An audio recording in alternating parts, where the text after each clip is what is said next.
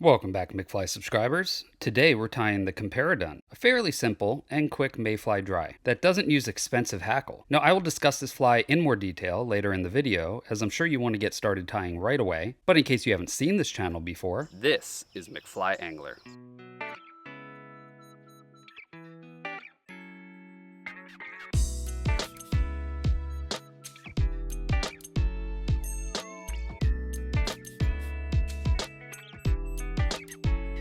And it starts now. Okay, let's get started tying now. Place your hook securely in your vise. For a hook, I'm using Risen's Barbless Dry Fly 100 in size 16. Now, this is a standard dry fly hook that doesn't have too long or too short of a shank, and it has a down eye. We will also need some thread, and for that I'm using Viva's 10-aught in brown. Okay, let's start the thread right behind the hook eye and snip or snap off the waist. Then bring your thread down to about halfway down the hook shank, and then come back up an eye length shy of the hook eye. Now we need some Comparadun hair. Now this is deer hair, similar to this all-purpose mule deer hair, but Comparadun hair is specially selected to have finer hairs. Also, the tips are a little bit shorter before starting into the main part of the hair stem. If you cannot get Comparadun hair, you might be able to get away with this stimulator deer hair, but only on Comparaduns that are slightly larger, maybe a size 14 and up. Okay, we need quite a bit of this hair in comparison to the size of the hook. So let's separate about this much and snip it off the swatch. Now pinch just the tips of the hair and stroke out some of the excess underfur.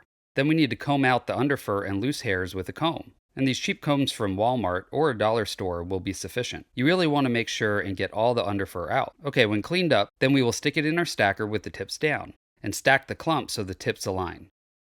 When pulling out of the stacker, make sure you pull it out with your right hand. Then transfer that measurement to your other hand for tie-in. And I like to grasp up pretty close to the tips like so. Okay, we're going to measure out about a hook shank length.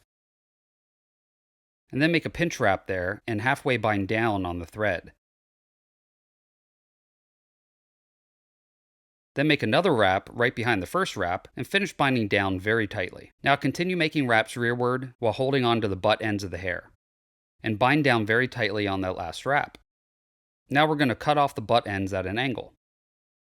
And this might take a few snips to get all the fibers, but you want to end up with something like this. Now make tight touching wraps down the hook shank, covering up the deer hair. Now you're not going to be able to cover all the hair, as some pieces will stick out, and that's okay. We will cover it up in future steps. Okay, you can see how cutting the butt ends off at an angle helps to create a bit of a taper on the fly. Now we need a tail. And for that, I'm using these whiting tailing packs today. These are rooster CDL feathers, and there is enough in these packs for thousands of flies. Separate about a half dozen fibers and stroke them out to align the tips. Then grasp the tips with your left hand and rip them off the stem. Now we will tie in the tail. Now you can make this tail as long or short as you want, within reason, but I like the tail about as long as the hook shank length. Make one wrap and then check the length. I actually like this length here, but if you need to adjust, then release tension on the thread and push or pull in small increments until you're happy with the length. Now make a few wraps down to the start of the hook bend, and then release some of the thread tension and make a wrap under the tail. This will help flare out the fibers slightly and keep them out straight. Now we need to snip off the waist. For the body, I'm using Antron dubbing today, in the Hexagena color. Pull out a medium amount here, then separate the end part slightly so it dubs on finer, and leaves a tapered noodle. Okay, start dubbing this onto your thread, making as tight of a noodle as you can. Now this Antron doesn't dub on quite as tight as some dry fly dubbings, like superfine, but just get whatever dubbing you're using as tight as you can. And then push it up close to the hook. And start winding it on the hook shank with touching wraps, forming a tapered and even abdomen. Now this abdomen is already naturally tapered due to the deer hair that we previously added, so tapering this shouldn't be an issue. And in fact, I feel mine is overly tapered here. I probably should have reverse tapered my dubbing here. But anyway, the dubbing will cover up any of those deer hair butt ends sticking out. So wrap up all the way to just behind the wing. And now I added a bit too much dubbing on my thread, and if you have also, then you can just pull the dubbing off the thread and snip it off close like so.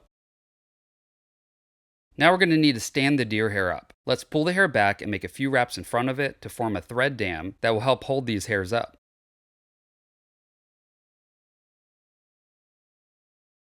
And sometimes you need to do this twice. Okay, that looks good to me. Okay, bring your thread back to behind the wing and then dub on a bit more dubbing. Now we will make some wraps alternating in front and behind the wing, And make sure those wraps are right up against the wing, which will sandwich that wing between the dubbing, creating that iconic fan-shaped wing. And sometimes you're going to get a few deer hairs trapped and angling out weird, and you can just rip them off to clean up the wing.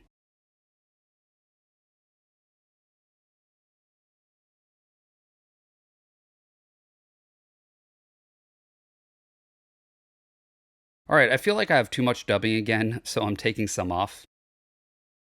Now, bring your thread up to the hook eye. But try to do that with some dubbing on the thread, so it doesn't span bare thread over the nicely dubbed thorax, like I did here. Of course, you want to end at the hook eye with bare thread. Now you can whip finish your thread and trim off the waist. To cement the whip finish, I like this Solarez Ultra Thin Resin. It has a handy paintbrush in the cap for easy application. However, that isn't quite fine enough for this fly, so paint a little on a bodkin, then touch that bodkin to your whip finish. Then cure it with your UV light and the fly is now finished.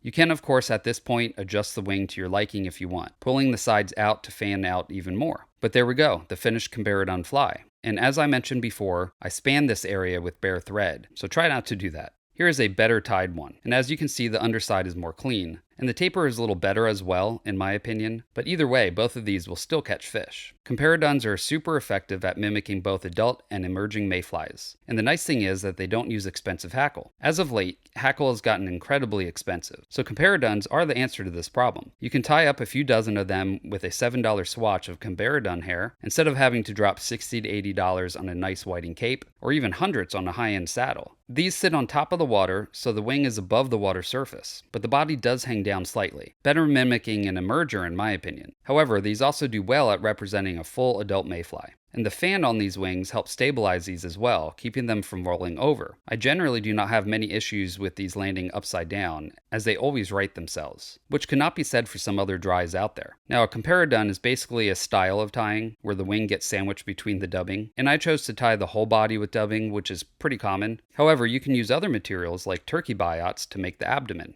And you can see that being shown here on this fly. Now you still need to add dubbing to form the thorax and sandwich that wing, but that does come out looking really nice in my opinion. Okay, here's another color of biot I used.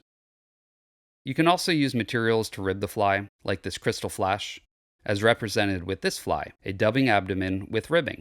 Oh, and here I also used a fibbit style tail, and here are the materials for that. You can use other dubbings as well, like this fine and dry, which I use to tie this size 18 in all black, which can mimic a midge or a tricot quite well. But whatever abdomen or tail material you use, or whatever colors you decide to tie this in, there is no question that these are very effective dry flies that are pretty simple to tie, and float quite well, even without using hackle. Alright, well I'm close to filling up this mayfly dry fly box, and as you all know, for the month of May, I've been tying a bunch of different mayflies. Last week I tied this Parachute Adams, which I will link at the end of the video if you're interested. And next week I will tie the Humpy, one of the highest floating mayflies out there. So make sure you're subscribed and hit that bell notification so you don't miss any future videos like this Humpy. Oh, in case you were wondering, I do still sell these magnetic-backed fly boxes on Amazon with free shipping. They are waterproof, which will keep your flies dry until you want to fish with them, and super slim, fitting in most shirt pockets for quick runs to the water. Or you can fit multiple in a chest pack, allowing you to organize your boxes by fly type, like this mayfly dry box. Plus, the magnets are strong enough to even hold dry flies in place. Here I am turning the box upside down and shaking it, and all the flies are still in their compartments. This will keep wind or clumsiness from causing you to lose all your flies. I will link to my Amazon storefront below in the description section of this video if you're interested. Also, don't forget to check out my sponsor Risen Fly. They made the hooks I use today, but they also make some of the best fly rods and reels for the money I have ever used. Best off, they're offering you all a discount. So if you're in the market for a new rod or a bunch of hooks or beads, go to www.risenfly.com and type in McFly at checkout and they'll give you 15% off of your first order with them. Okay, thanks for watching. If you like this video, do me a favor and click the like button. I will see you on the next video. Now you go catch some fish.